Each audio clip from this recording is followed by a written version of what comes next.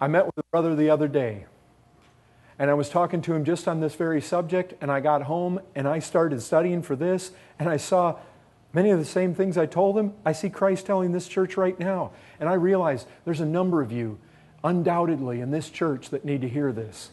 We all need to hear this. We all need to take this. Listen, as I say these things, you look at your own life. We don't need to think about others. We need to think about ourselves here. But what I see is this, that these, well, it reminds me of Bunyan. In Pilgrim's Progress, he talked about this Mr. facing both ways. You remember a guy like that? He had two faces. You look at him this way, and he looked like he was looking at you. You come around back behind him, and he looked like he had a face. It's like those Indians that used to wear the masks on the back of their heads. I'm talking about the Indians in India. They would wear masks on the back of their head. They'd be out there in the tea fields and stuff. They'd wear a mask on the back of their head to make it look like they were looking both ways, so that when a tiger would come, he'd see that face looking at him, and he wouldn't come after him. Because tigers are smart, and they'll stalk you from behind. But they'd wear a mask on the back of their head so that it would ward off the tigers. And I guess it worked. But you know what? That's great if you're working the tea plantations over there where John works. But that's not great if you're a Christian. If you're Mr. facing both ways. You got these people in the church that they can howl and bark with the wolves just as much as bleat with the sheep. They got no backbone. The wind blows one way and they go that way. Wind blows the other way and they go that way. Stand for anything. They're in the workplace and they'll laugh and smile at the smut there and then come into the church and smile with the same tongue and same lips. They'll sing the hymns and they'll sing the trash. They're going both ways.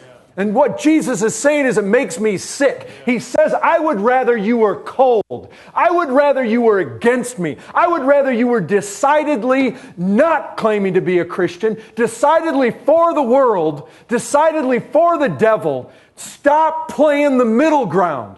And some of you are that way.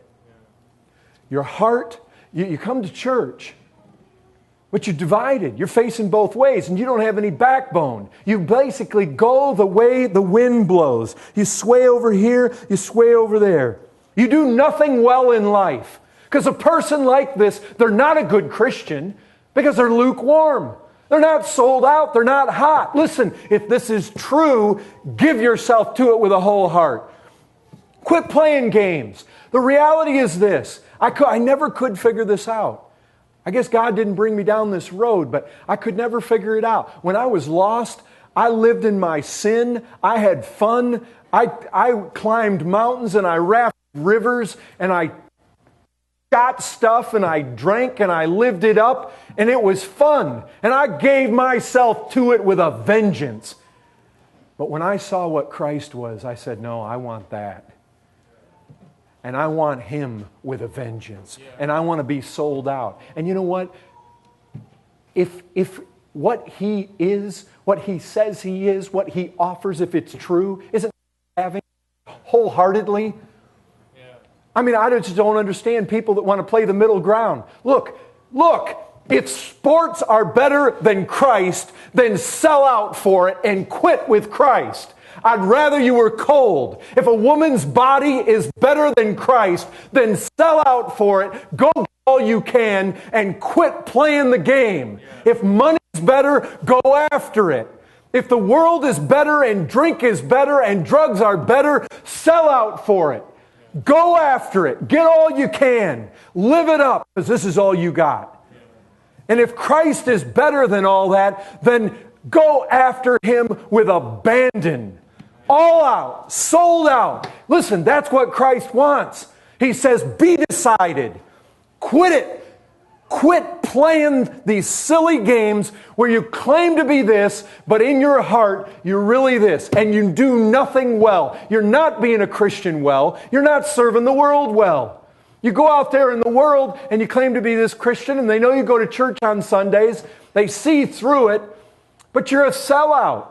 You're not really one of them. My wife talks about the fact that her friends had to come and pick her up from church to take her out to the beach to go drink.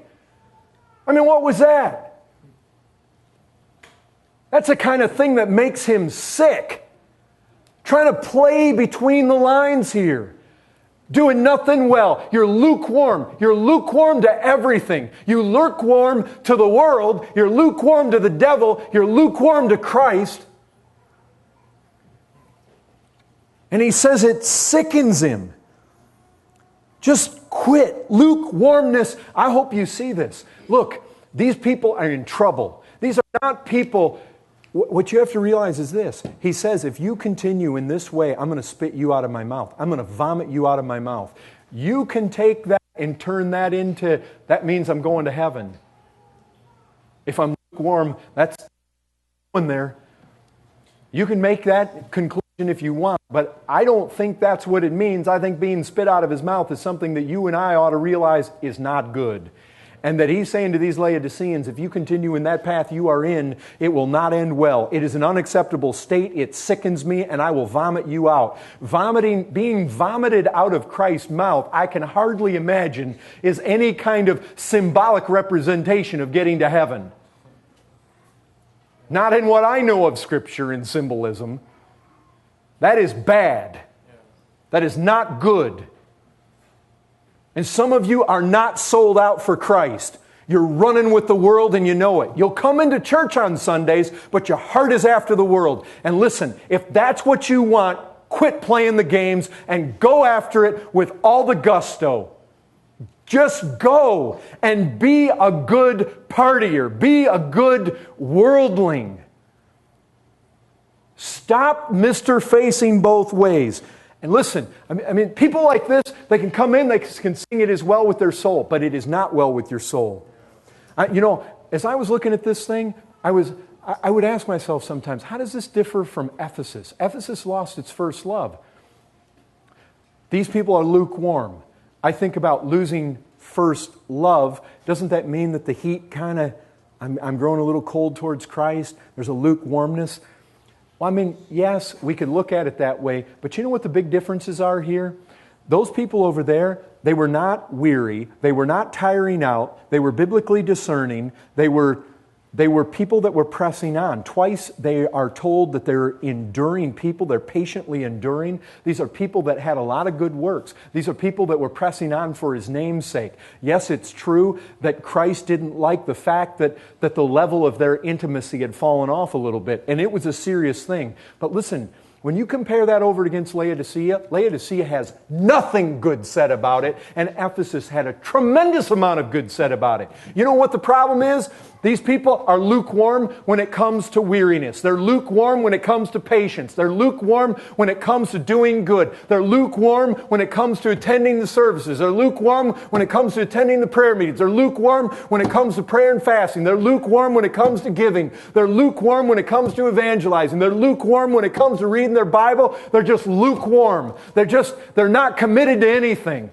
It's sad. Once in a while they might get in the Word, but half the time they're giving themselves to the things of the world. They're split. They're Mr. Facing both ways, and they don't do anything well. The Ephesians were doing lots well. They had fallen off with their intimacy with Christ, and they needed that restored. But these people are in bad shape. And Jesus says to them, look, you think you're rich. You think you're doing well. You think you're okay. You think everything is all right. You think you have no need. But He says to them, you are wretched. You are miserable. You are blind. You are naked. Brethren, those are terms for lost people.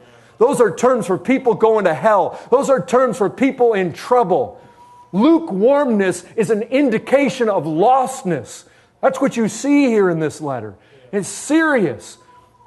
Very serious to be vomited. Brethren, Jesus wants you hot or cold. You say, really? Jesus wants me cold? He'd rather have you that than lukewarm. He's saying, show your colors. Just show them. Be committed to something in life. I mean, if you're going to give yourself to something, give yourself wholeheartedly to it. I think sometimes about the text there where Paul says, in 1 Corinthians 15, he says, if the resurrection, we sang about that glorious song about the resurrection, Brethren, if that resurrection we sang about isn't true, the Christian of all people is most miserable. Isn't that what Paul taught? However, the resurrection is true. We of all people are not most miserable. We are if the resurrection isn't true, but the resurrection is true, so we of all people are the most to be envied. But you know who the actual people are in this world to be most to be pitied? Most miserable of all? It's this Mr. Facing both ways, because he doesn't do anything well. He doesn't play the Christian part well because the true Christians smell him out. They're always aware there's something unspiritual, unsound about him. They can see through him. Look, you don't have to be around a person long before you figure out what they love. True Christians have a nose for sniffing that out. So they don't really fit in well with the church, and they don't fit entirely in well with the world because they're always playing the part of a Christian. They're like Ruby's friends, come with us all the time. Why is this we have to interrupt our thing and take you home at a certain time and interrupt and come over to, here we are drinking on the beach and we got to go pick you up from church. Just come with us all the time. That's what your heart is. Well, she had to do that to appease her father, but it's that half-hearted thing. Of all people, you're most miserable. You know why? You tried to play the part of a Christian, and you didn't do it well. You tried to play the part of a worldling, but even there, you kind of had a foul smell about you because you associated with the Scriptures and with God's people, with the church, with Christ. And in the end, you're going to lose your soul. The guy that just sold out, abandoned, let's eat and drink for tomorrow we die. Right? That's what they said in Scripture. He just sold out. Come on, if sin is worth it, if sin is worth abandoning Christ for, if you'd rather have sin, quit playing the little church deal, because if you do that, you're going to get spit out of his mouth. Be cold. If that's what your inclination is, do it with your whole heart. If you've truly looked at Christ and you said, this is it. I have found the desire of my heart. I see in Him forgiveness. That's what I want. I see into Him something altogether lovely and altogether desirable. I see in what He did on that cross, that is for me. That is perfect. I want to follow Him. I want to follow Him to the end. Then do it well. That's what Jesus is saying. Be hot or be cold. But don't be in the middle because He can't stand it. Brethren, if this is true, if it is, then isn't it worth our all? Brothers, sisters, let us be men, let us be women, let us be decided, all for Christ or all for the world. Don't play games. Don't sing songs claiming Christ is all and then go out and live a different way, because your works give you away. They're a dead giveaway. Brethren, decided. Be decided. If truly the things that the world offer are better, then give yourself to Him and quit it. Quit playing